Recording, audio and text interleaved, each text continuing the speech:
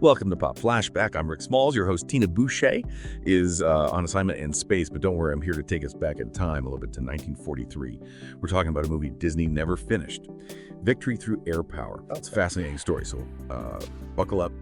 Imagine World War II is going on, and Disney Studios is just cranking out these patriotic films for the U.S. government. You've got Donald Duck telling everybody to pay their taxes, 7 dwarves promoting war bonds. It was a different world back then. But even in that landscape, Victory Through Air Power stands out. It wasn't like a government contract or anything. This is Walt Disney's passion project. He was captivated by a book he read by Alexander de Seversky. And it argued, very passionately I might add, for the crucial role of air power in winning the war, specifically long-range bombers. Yeah. Seversky, he was a Russian-American aviation expert. He really believed strategic bombing could change the whole game. Now, for those who might not know, strategic bombing is all about hitting targets far behind enemy lines, things like factories and supply lines, to cripple their ability to even fight a war. Walt read that book and was like, this needs to be seen. This needs to be heard. And think about this for a second. The guy who brought us Mickey Mouse and Snow White was so convinced about a military strategy that he poured his own money into making an animated film about it. He really believed that film could help win the war. But he wasn't just trying to entertain. He wanted to convince the top military brass. Now, at the time, they were very much focused on traditional warfare, battleships, ground troops. Air power wasn't exactly their top priority. So Walt thought, what do I do? I know. I'll make a film that's part animation and part live-action documentary. And he gets de Seversky himself to appear in the film, explaining his theories right to the audience. The animated segments were classic Disney, dramatic, engaging, even a bit humorous at times. They illustrated this whole history of aviation, showcasing the evolution, from those rickety early contraptions to the sleek bombers of the time. But here's the thing. Victory Through Air Power was never truly finished. Not to Walt's standards anyway. Wartime shortages meant production was rushed, resources were scarce, and the animation, well, let's just say it wasn't up to Disney's usual level of polish. And the film bombed the box office. Audiences back in the 1940s. They weren't exactly lining up to see animated war strategy. But, and this is where things get interesting, Victory Through Air Power did get screened for some very important viewers, Winston Churchill and Franklin D. Roosevelt.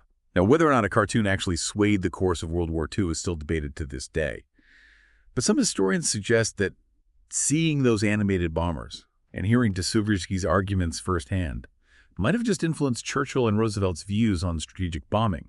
It's pretty significant when you think about it. A film that pretty much vanished after the war had that much of an impact. So I've got a question for you. Do you think a cartoon could influence the leaders of nations during such a pivotal moment in history? Let me know what you think in the comments. It's pretty wild to think about, isn't it? A Disney film trying to persuade the world's most powerful leaders, but Walt Nig, he wasn't one to back down from a challenge, especially when he believed in something this strongly. And this wasn't some lighthearted, cartoon Victory Through Air Power. It took audiences on this whirlwind tour of aviation history, from those early flying machines to these futuristic concepts that must have just blown people's minds at the time, like long-range bombers that could cross oceans and hit targets deep inside enemy territory. Can you imagine how audiences back then reacted to those ideas? One of de Seversky's most striking arguments was how vulnerable battleships were to air attacks. Remember, this was a time when naval power was considered the ultimate military force. But de Seversky, using this Disney film as his platform, argued that air power could completely redefine the rules of engagement. He didn't just talk about it. The film showed it. There were these incredibly vivid animated sequences depicting, waves of bombers raining down destruction on enemy fleets, crippling their ability to fight a war. It was like a visual argument that even the most stubborn battleship admiral would have trouble ignoring.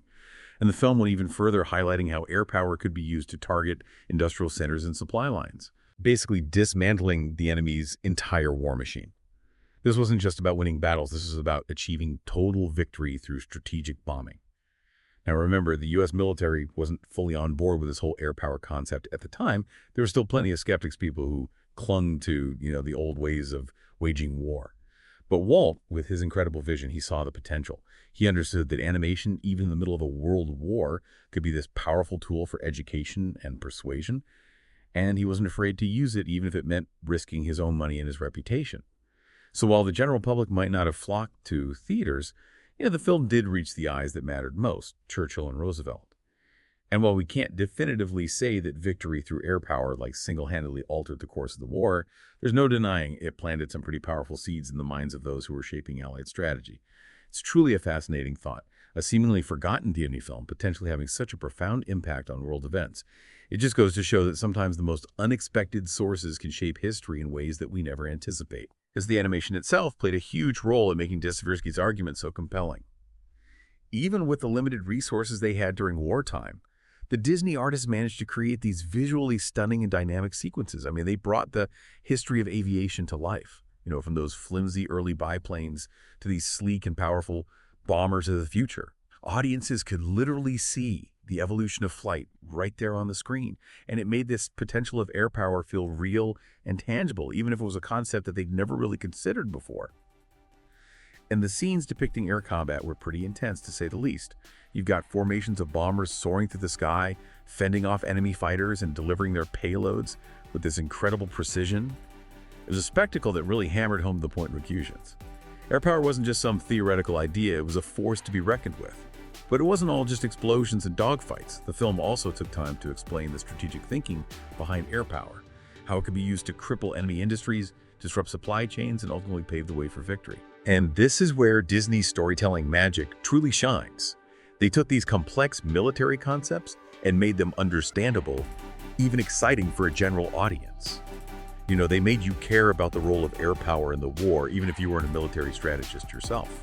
Victory through air power might not be a household name like Snow White or Pinocchio, but it's a film that deserves to be remembered for its ambition, its innovation, and perhaps even its influence on the course of history. It reminds us that a cartoon can be more than just entertainment.